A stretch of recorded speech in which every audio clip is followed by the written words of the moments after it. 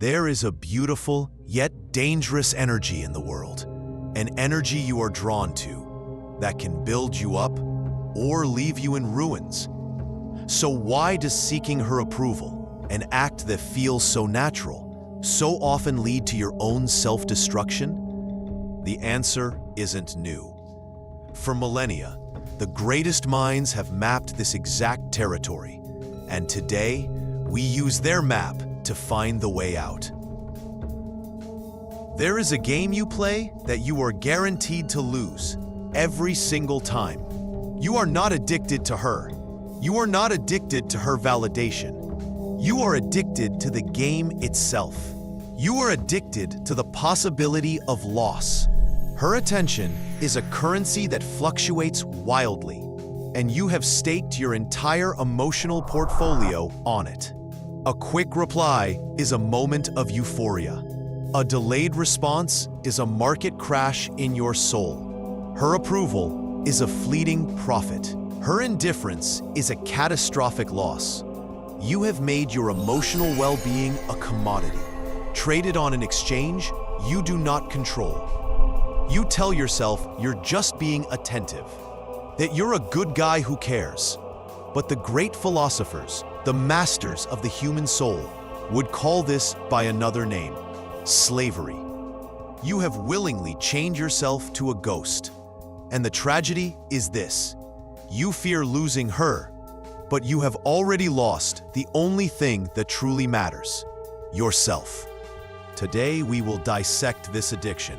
We will journey to its roots, guided by the wisdom of both ancient Stoics and the enlightened Buddha from the East, to understand not just why you drink the poison, but how you can finally, for the first time, put down the cup. This addiction does not exist in a vacuum. It thrives in the invisible game played between you and her. You feel an inner void, a lack of certainty in your own value, so you turn to her, seeking a reflection that says, "You are enough." This manifests as needy behavior. You text too much. You are too available. You offer unsolicited help. You become a supplicant, a mendigo emocional, as we've said before. And how does she, the feminine principle, reflexively respond to this energy? She becomes the dealer of your drug. Sometimes she might give you a small dose, a compliment, a heart emoji, a moment of attention. This gives you a temporary high, reinforcing your belief that your strategy is working. It keeps you hooked, coming back for more, willing to do even more to get the next hit. Other times, and more often, she will show disdain. Her instinct detects your lack of a strong inner center.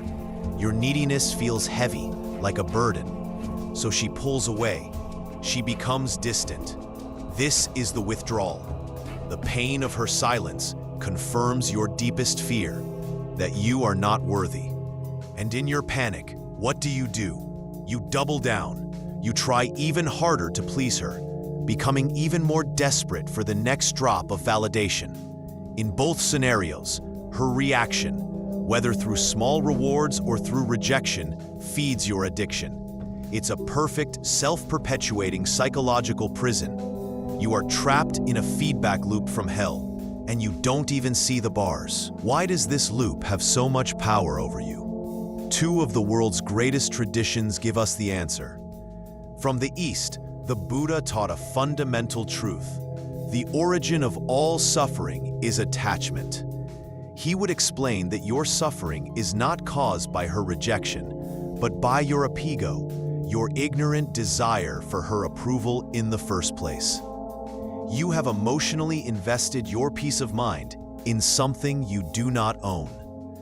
The attachment itself is the original wound. Her loss, when it comes, is just the salt. From the West, the Stoics like Seneca and Marcus Aurelius arrived at the same conclusion through a different path.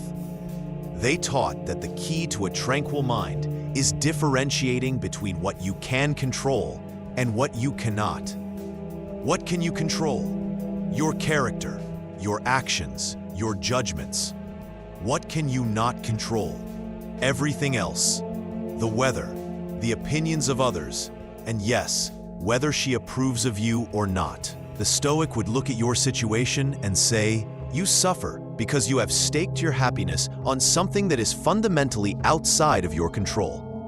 Both philosophies are telling you the same thing. You have built your house on shifting sand. You have chained your emotional state to the most unpredictable force in the universe, the validation of another human being. The cure, then, is not to learn a new technique to get her validation. The cure is to make her validation irrelevant. It is to forge an inner source of validation so powerful that the external world becomes secondary. This is the path of ataraxia, the Stoic peace of mind, and nirvana, the Buddhist liberation from suffering. First, you must practice strategic indifference. This is not about being cold or uncaring. It is about consciously withdrawing your emotional investment from outcomes you don't control. She didn't text back? Observe that fact without judgment. It is information, not a verdict on your worth. A Stoic would call this the art of ascent, choosing not to add a story of suffering to a neutral event. Second, you must find your mission. We have said this before, and we will say it again, because it is the bedrock of everything. Your purpose, your work, your art, your physical discipline is the only territory you truly command. When you are deeply engaged in your mission, you are generating your own sense of value. You are not a consumer of validation. You are a producer of worth, your own. Third, you must understand the difference between a beggar and a king. A beggar asks, "What can you give me?" He needs external resources to feel rich. A king asks, "What can I build?" He knows the resources are within him. There is an abyss between these two states of being.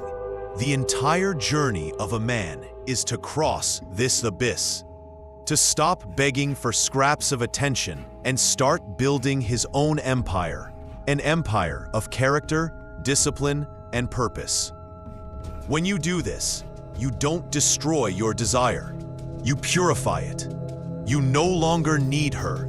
You are simply free to want her, from a place of wholeness, not lack. The man who needs nothing is the most magnetic man in the room. His power does not come from what he has, but from what he does not require from others. When you fully embody this, the game flips entirely. The dynamic inverts. You are no longer the one being tested. You become the one who silently tests. Your lack of neediness becomes a gravitational force. You stop seeking validation, and you become the source of it. You stop asking for permission, and you become the permission. The drop of poison you once craved is replaced by an ocean of self-worth within you. This is the freedom the Stoics spoke of. This is the end of suffering the Buddha promised. It is not found in her approval. It is found in the quiet, unshakable knowledge that you alone are already complete. The real work is not to win her, but to win yourself. To build an inner fortress so complete that you become immune to loss, immune to losing her time, her approval, her presence, immune to losing opportunities or friendships on her account, because you no longer derive your own value from any of it. Remember the fundamental law of this universe, a truth understood by both emperors and monks. You must win alone to become the prize. And in that immunity, you will find a power greater than any validation she could ever offer. But this immunity, this inner fortress, can only be built on solid ground. If you haven't yet shattered the cage of the nice guy within you, any fortress you build will be on sand. And I explain exactly how to break that cage in the video that's on your screen right now. Thanks for watching. Leave a like if it helped you, subscribe to the channel to receive more videos like this, and activate notifications to be notified when a new video comes out.